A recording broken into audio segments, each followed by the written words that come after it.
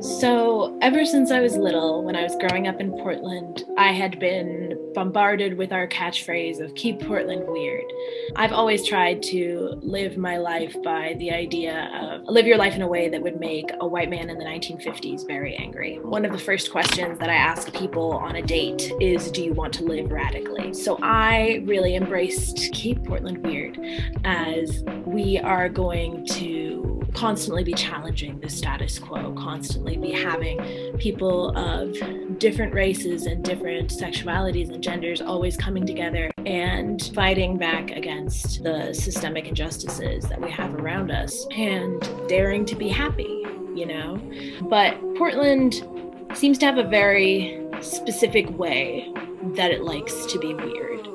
It likes to be weird in a trendy way. It likes to be weird in a Darth Vader wearing a kilt riding a unicycle way. But it doesn't like to be weird in any way that really challenges its systemic comfort zone. It's a lot of performative activism and neoliberal allyship.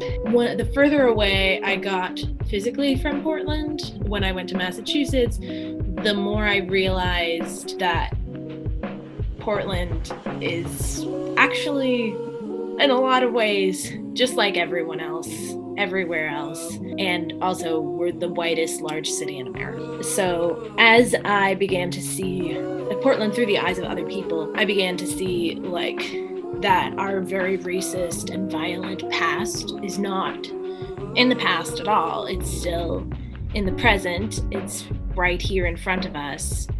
And we were, at the time I was realizing this, talking about it a lot less than we did talk about the past.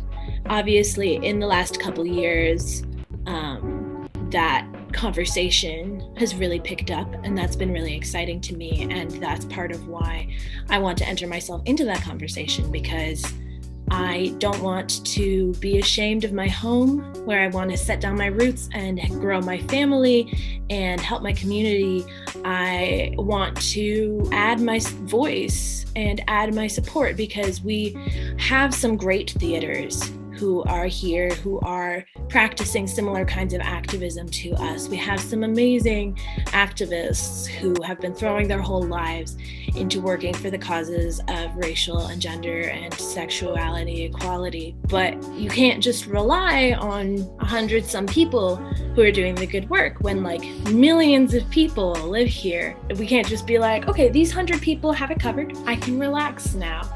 We need to all be doing something. Frankly, I want to be able to create a self-perpetuating organization that can do work even when I'm not actively powering it. This is an incredible thing, and we don't know love like we should. We always talk about I have unconditional love. Unconditional love is we don't even know it, because if a person stops stimulating us, we stop loving them. You're not interested in talks anymore. Goodbye. But that real love, that love that sometimes is difficult,